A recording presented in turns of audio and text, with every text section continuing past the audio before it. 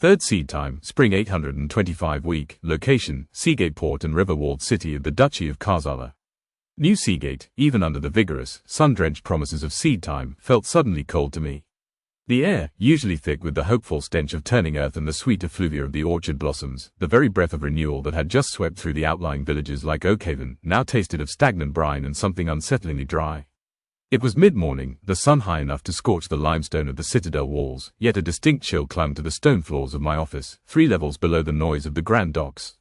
I, Captain Theron Kalen, had managed the glitter and grime of this port for 15 years, convincing myself that order was tangible, a thing of polished steel and parchment regulations.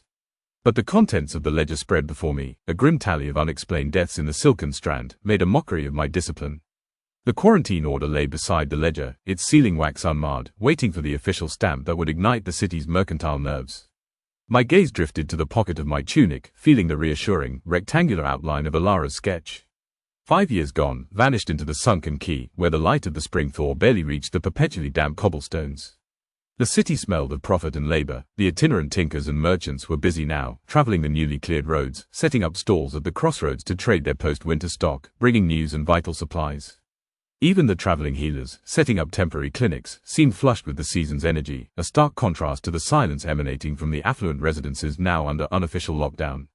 My problem, I realized with a familiar, sickening lurch, wasn't the politics of the Merchant Council, it was the creeping suspicion that the source of this pallor, this draining death, was not in the opulent Strand, but down in the bilge where Alara might still be clinging to life, unnoticed by the Azure Guard.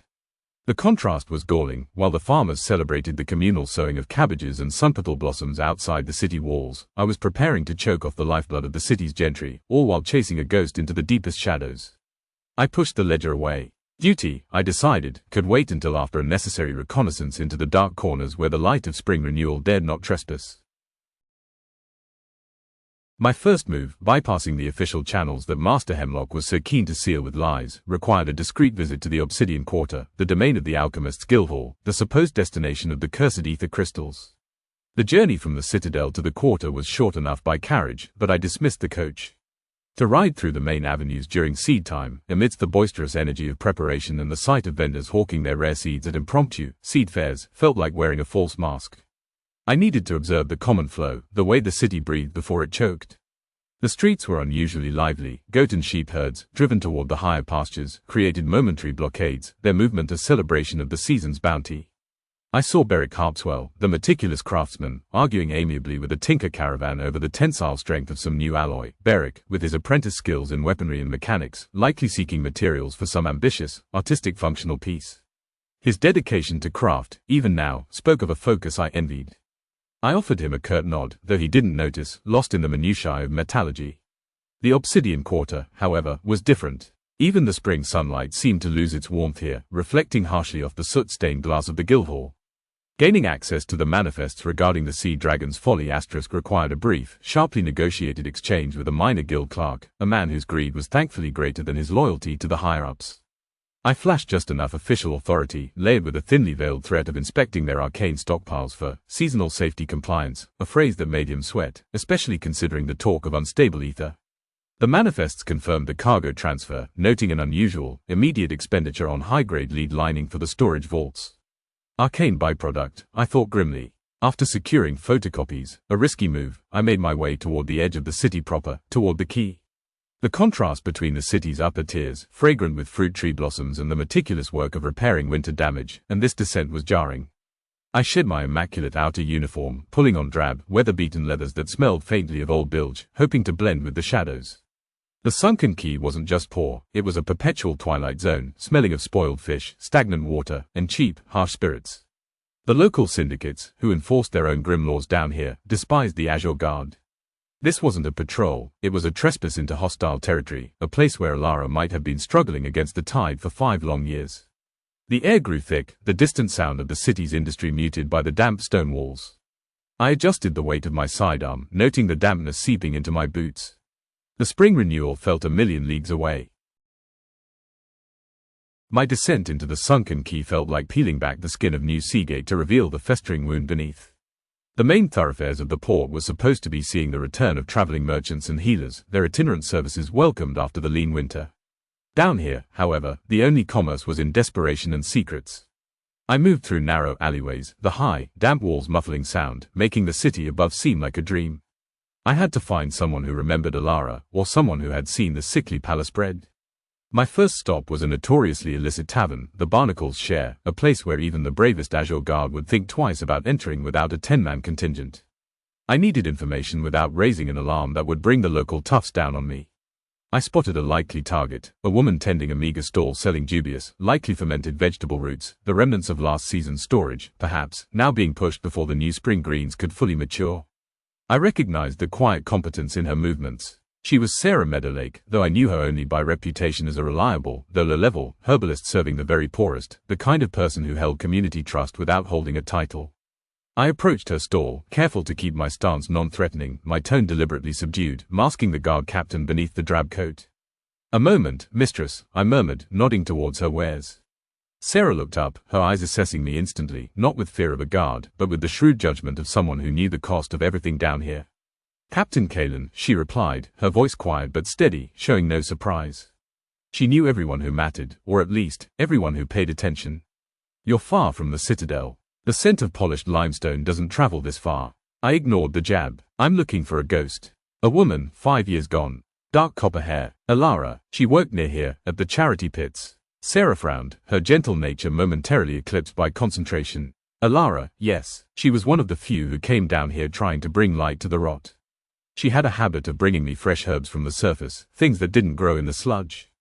I haven't seen her in years, Captain. But I have seen a change recently." My heart hammered against my ribs. Change. Not the hopeful green shoots of Seedtime, but something else. "What change, Sarah? Speak plainly." She leaned in, the scent of root mulch and damp wall surrounding us.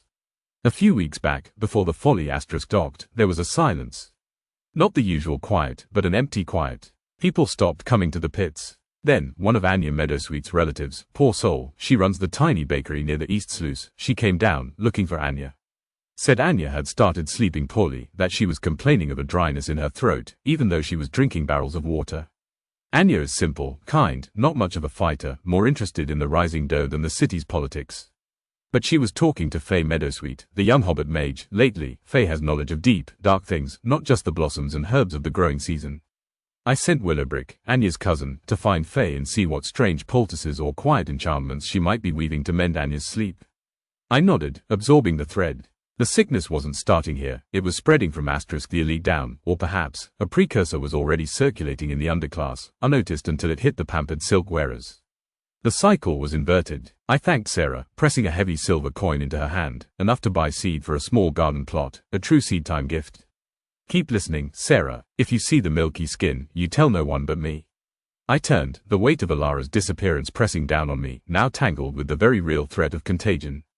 I had two leads, the Guildhall's toxic cargo, and the sudden, unusual concern of a gentle baker and a shy mage concerning a dryness. The path forward demanded triangulation, political access for the crystals, and intellectual assessment for the biological threat. The first required navigating the structured chaos of the Obsidian Quarter again, this time penetrating the Guildhall archives, which meant dealing with the machinations of power. The second meant finding Faye Meadowsweet, the hobbit alchemist, whose deep knowledge of magical and physical chemistry might pierce the haze of official lies. I arranged a meeting for the late afternoon, using my authority to demand the guild furnisher security report on the lead-line containers, giving me an hour inside their secure storage. The Guildhall felt like a fortress built on avarice, its workshops humming with dangerous, volatile energies, a counterpoint to the wholesome labor I saw outside, where farmers and artisans like Beric Harpswell were polishing tools and celebrating the new growth. Inside the vault, the air was cold, smelling sharply of ozone and processed minerals. The lead-line crates were indeed present, bearing the seal of the Sea Dragon's Folly. The crystals themselves, thankfully, were sealed away, but I examined the residual dust clinging to the interior of one open crate before the guild warden could stop me. It was crystalline, certainly, but mixed with a faint, dark organic residue, not just inert poison, but something that suggested life had interacted violently with the ether. This pointed toward arcane contamination rather than a simple biological plague. Simultaneously, I sought out Faye Meadowsweet. Finding her was easier than expected. The burgeoning networks of spring travel meant that even reclusive mages were occasionally drawn out.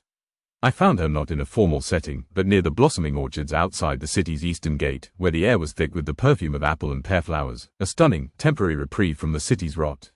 She was with Willowbrick Fairweather, Anya's cousin, a young woman with keen eyes who, despite her apprentice-level skills, was clearly relaying urgent news. Faye, the quiet, diligent mage, was listening intently, her shyness momentarily forgotten in the face of genuine crisis. "Captain Kalen," Faye greeted me, her voice thin but steady. I noticed her focusing intensely on the pollen dust coating Willowbrick's hair, a scientist analyzing a new medium. I presented the core problem: the dryness, the translucence, the aristocratic victims. "It resembles nothing in standard texts for terrestrial disease, Captain," Faye admitted after Willowbrick relayed the details concerning Anya's worsening symptoms. "But the ether residue I sense from your description, if it was unstable, or perhaps reacting to the low-pressure environment of the ship's hold, it could create a vacuum effect, drawing vital moisture. It's less a disease and more a violent, localized, alchemical desiccation.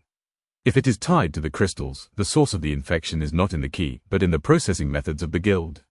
Willowbrick, quiet but observant, added, "Anya mentioned feeling the worst when she handled some of the flour Beric had been storing near his workshop. He uses those strange, oiled papers to keep moisture out, but Anya said the air felt thinner near his shed." Beric Harpswell, the craftsman, now inadvertently tied to the nexus of the crisis through his meticulous need for climate control in his workshop. The pieces clicked together. The source was arcane byproduct interacting with organic material, likely introduced subtly through commerce or shared tools before the full shipment arrived at the elite's doorstep. The high-rent tenements of the Strand were simply the first to show the effects because they possessed the highest concentration of refined goods, perhaps interacting with the crystals in an unforeseen way. I had my scientific angle, pulling focus away from a quarantine that would bankrupt the city and toward the meticulous, hidden workings of the alchemists and the craftsmen. The decision was no longer about whether to quarantine the Silken Strand, but how to dismantle the source without causing a civil war that would make the sickness look like a gentle seasonal cold. It was late evening, the promise of the spring night, usually filled with the soft sounds of villagers settling down after a day of sowing and repair, was tainted by my grim knowledge. I sat back in my office, the silence now heavy with strategy rather than anticipation. I had gathered what I needed over the span of the day, moving from the grime of the quay to the rarefied air of the Guildhall and the blossoming edges of the city. My path was clear: expose the Guild's negligence regarding the volatile cargo, utilizing the evidence of organic residue combined with the arcane desiccation theory proposed by Faye. The true reservoir, I suspected, was not in the slums, but in the sloppy handling of powerful materials by those too arrogant to respect the natural processes of renewal the season demanded. I knew my next move required a carefully constructed confrontation. I would summon Beric Harpswell, the artisan, alongside Faye and Willowbrick, using their combined observational skills to map the timeline of contamination through shared urban space, pointing away from a simple contagion and toward a chemical hazard. Beric, focused on his meticulous craft, would be instrumental in tracing the distribution of any common materials, perhaps specialized oils or treated lumber used by the silken merchants, that might have interacted with the ether dust. If Alara was afflicted, it would likely be because she was handling something that had passed through the same contaminated channel. I unfolded Alara's sketch one last time, the smiling face a stark contrast to the spectral pallor I imagined on the dead. If I could prove this was industrial poisoning, I could leverage the Duke's fear of market collapse against the Alchemists Guild, forcing an investigation that would inevitably lead me back to the quay, but this time, armed with legitimacy. Tomorrow, the polite facade of New Seagate would crack wide open. The season of growth demanded that the rock beneath be excised. I placed the sketch back into my pocket, the weight familiar and grounding. Outside, the air was finally shifting. The cool, damp night air was beginning to chase away the day's residual heat, carrying only the faintest, clean scent of the distant, freshly planted fields. The fight for the city's foundation had begun, and like the tireless farmers sowing their precious seeds, I would labor through the night to ensure something resilient might grow from the ashes of this crisis.